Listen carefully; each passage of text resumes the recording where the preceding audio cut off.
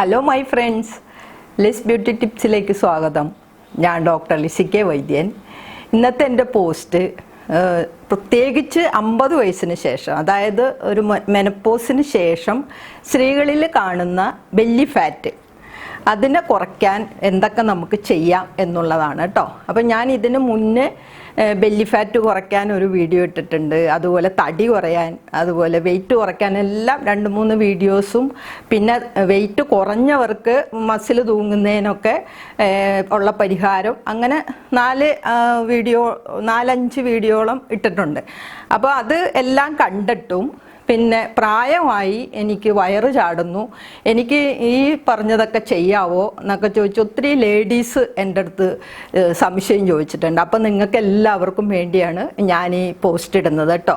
അതായത് ഈ 50 വയസ്സ് കഴിയുമ്പോൾ, നമ്മുടെ മെനപ്പോസ് കഴിയുമ്പോൾ ശരീരത്തിൽ ഒത്തിരി വ്യത്യാസങ്ങൾ വരുന്നുണ്ട്, എല്ലാവർക്കും അറിയാമല്ലോ അല്ലേ.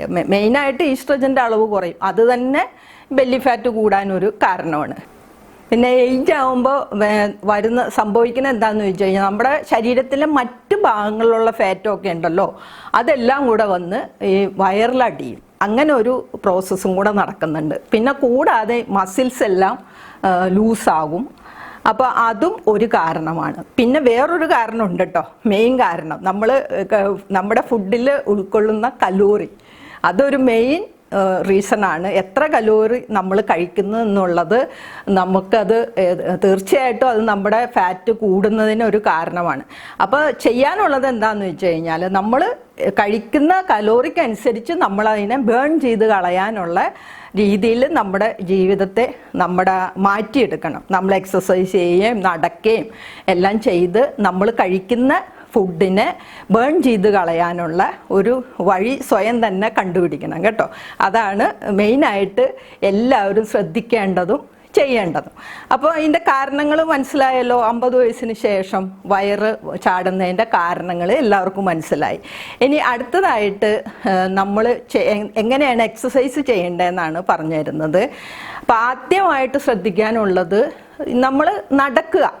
അതാണ് മെയിനായിട്ട് ഈ പ്രായത്തിലൊക്കെ നമുക്ക് ചെയ്യാൻ പറ്റണത്. അത് ഇപ്പോൾ ഒരു സയൻറ്റിഫിക്കായിട്ട് പറയുകയാണെങ്കിൽ ഡോക്ടേഴ്സൊക്കെ പറയുന്നത് ഒരു 10,000 തുടങ്ങി 15,000 വരെ സ്റ്റെപ്പ് നമ്മൾ ഒരു ദിവസം വെക്കണമെന്നാണ്. അപ്പം എല്ലാവർക്കും ഇത് കേട്ടിട്ട് മടിയായല്ലേ. ഒരു 5-6 റൗണ്ട് അങ്ങോട്ടും ഇങ്ങോട്ടും നടന്നാൽ മതി നമ്മൾ. അപ്പം നമുക്ക് ഇത്രയും സ്റ്റെപ്പ് എണ്ണി നടക്കണം കേട്ടോ. ഒരു റൗണ്ട് നടക്കുമ്പോൾ അത് നമ്മൾ എണ്ണണം, തിരിച്ച് എണ്ണണം. അപ്പം നമുക്ക് എത്ര റൗണ്ട് അങ്ങോട്ടും ഇങ്ങോട്ടും നടന്നാൽ ഈ ഇത്രയും സ്റ്റെപ്പ് കിട്ടും എന്നുള്ളത് നമ്മൾ കാൽക്കുലേറ്റ് ചെയ്തിട്ട് എന്നും അങ്ങോട്ട് നടക്കുക. അതാണ് ഏറ്റവും നല്ല ഒരു കാര്യം, എക്സസൈസ്. പിന്നെ എയറോബിക് പോലെയുള്ള എക്സസൈസ് നല്ലതാണ്. ഞാൻ കഴിഞ്ഞ വീഡിയോയിലൊക്കെ പണ്ടുണ്ട്, ഒന്നുമില്ലെങ്കിലും നമ്മുടെ വീട്ടിൽ തന്നെ കിടന്ന് തുള്ളാൻ. അപ്പോൾ അങ്ങനെ നമുക്ക് പിന്നെ വൈബ്രേഷൻ കൊടുക്കാം ഫാറ്റിന്. പിന്നെ അടുത്തതായിട്ട് നമ്മൾ ശ്രദ്ധിക്കാനുള്ളത്, ഈ വേസ്റ്റ് ലൈൻ നമ്മൾ എപ്പോഴും അളന്നുകൊണ്ടിരിക്കണം. അതാണ് അടുത്തതായിട്ട് ഒരു മെയിൻ പോയിന്റ് എനിക്ക് പറയാനുള്ളത്. ഒരു 35 മാക്സിമം വേസ്റ്റ് ലൈനേ ആകാവൂ.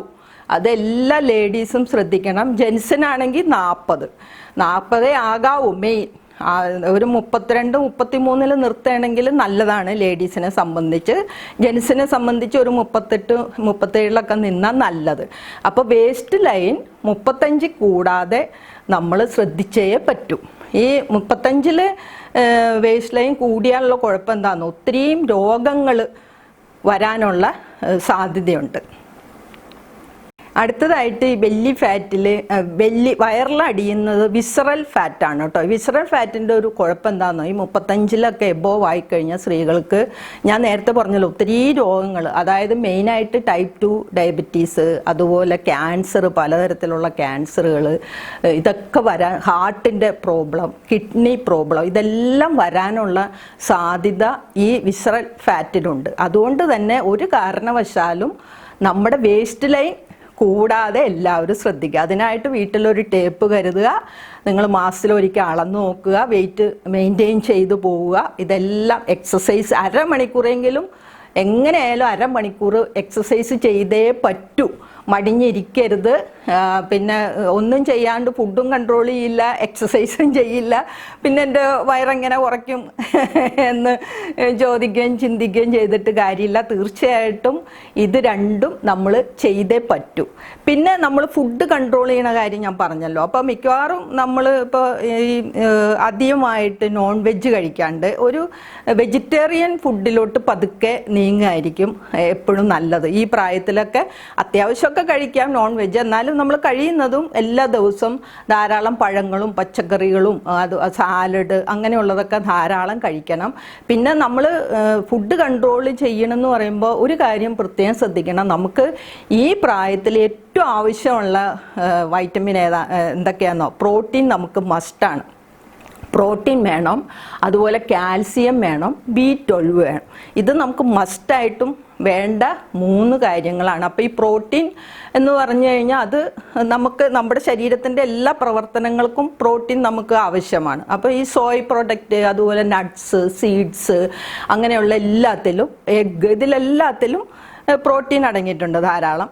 അപ്പോൾ നമുക്കത് കൂടുതൽ കഴിക്കാൻ ശ്രമിക്കുക.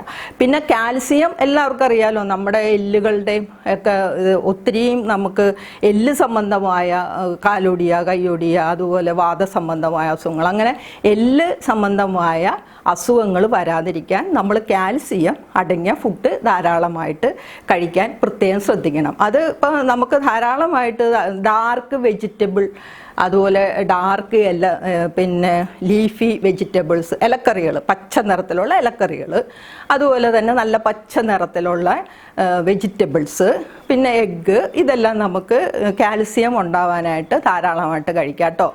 പിന്നെ അടുത്തതായിട്ട് B12 ആണ്.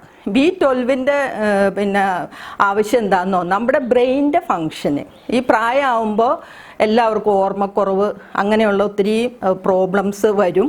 അതുകൊണ്ട് തന്നെ ബ്രെയിൻ ഫങ്ഷനും അതുപോലെ നമ്മുടെ റെഡ് ബ്ലഡ് വെസൽസ്, അതായത് ചുവന്ന രക്താണുക്കൾ കൂടുന്നതിന് B12 വേണം. ഓക്കെ, അപ്പോൾ B12 അടങ്ങിയ പാല്, മുട്ട, ഇനിയിപ്പോൾ പാല് കുടിക്കാൻ ലോ ഫാറ്റ് പാല് കുടിക്കണം കേട്ടോ, അത് പ്രത്യേകം ശ്രദ്ധിക്കണം. അല്ലെങ്കിൽ പാട മാറ്റിയ പാലുകൊണ്ട് തൈരുണ്ടാക്കുക, അധികം പുളിക്കാണ്ട് അത് കഴിക്കുക. അപ്പോൾ ഇതൊക്കെയാണ് നമ്മൾ B12 കിട്ടാൻ വേണ്ടി നമുക്ക് കഴിക്കാനുള്ളത്. ഈ ആഹാരങ്ങളാണ്. പിന്നെ മെയിൻ ഒരു കാര്യം കൂടി ഉണ്ട് കേട്ടോ, സ്ട്രെസ്സ്. അത് ഞാൻ എല്ലാ വീഡിയോയിലും പറയുന്നതാണ്. അത് അത്രയും നമ്മളെ ബുദ്ധിമുട്ടിക്കുന്ന ഒരു കാര്യമാണ് സ്ട്രെസ്സ്. നമ്മുടെ എല്ലാ രോഗത്തിനും എല്ലാ പ്രശ്നങ്ങൾക്കും മെയിൻ ഒരു കാരണം ചോദിച്ചു കഴിഞ്ഞാൽ സ്ട്രെസ്സാണ്. ഈ സ്ട്രെസ്സ് വരുമ്പോൾ ഉൽപ്പാദിപ്പിക്കുന്ന കോർട്ടിസോൾ എന്ന് പറഞ്ഞൊരു ഹോർമോണാണ്. ഇതും ഫാറ്റ് ഡെപ്പോസിറ്റിന് ഒരു കാരണമാണ്. അപ്പോൾ ഈ കാരണം കൂടെ എല്ലാവരും മനസ്സിലാക്കുക. അപ്പോൾ മെയിനായിട്ട് ഞാൻ ഈ പറയാൻ ഉദ്ദേശിച്ചത് ഈ വീഡിയോയിൽ നിങ്ങളുടെ വേസ്റ്റ് ലൈൻ 35 ഇഞ്ചിൽ കൂടാതെ നോക്കണം. ജെൻസ് ആണെങ്കിൽ 40 ഇഞ്ചിൽ കൂടാതെ നോക്കണം. പിന്നെ എല്ലാ ദിവസവും 10,000 തുടങ്ങി 15,000 വരെ സ്റ്റെപ്പ് നമ്മൾ വെക്കാൻ ശ്രമിക്കണം.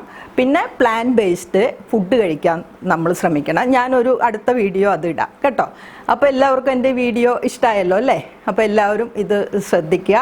എല്ലാവരും എന്നെ റിസൾട്ടും കൂടെ അറിയിക്കണം. അപ്പോൾ ഓക്കെ, എന്നെ നിങ്ങൾ വാച്ച് ചെയ്ത് എല്ലാവർക്കും താങ്ക്സ് ഉണ്ട്. ഇനി എനിക്ക് സബ്സ്ക്രൈബ് ചെയ്യാത്ത ഒത്തിരി പേരുണ്ട്. എല്ലാവരും എനിക്ക് സബ്സ്ക്രൈബ് ചെയ്യണം, ഫ്രണ്ട്സിനൊക്കെ ഷെയറും ചെയ്യണം. ഓക്കെ, എന്നാൽ thank you for watching. By.